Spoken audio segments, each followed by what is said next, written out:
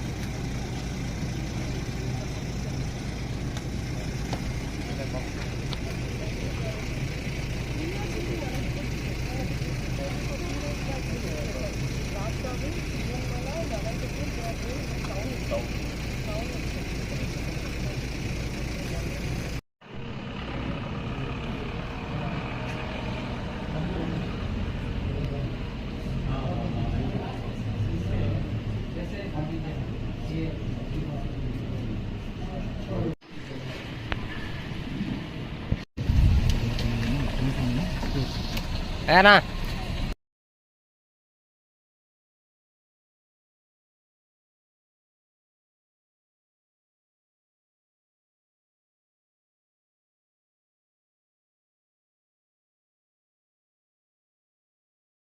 అందరికీ నమస్కారం.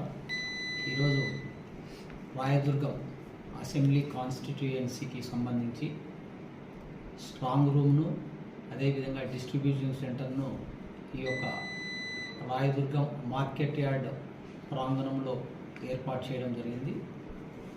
వాటికి సంబంధించినటువంటి ఏర్పాట్లు ఏ విధంగా ఉన్నాయని చెప్పి పర్యవేక్షించే నిమిత్తము గౌరవ జిల్లా కలెక్టర్ గారు, అదేవిధంగా గౌరవ ఎస్పీ గారు విజిట్ చేయడం జరిగింది.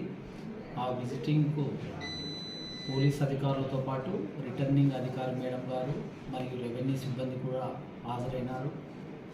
ఎస్పీ గారు, కలెక్టర్ గారు పలు సూచనలు చేయడం జరిగింది.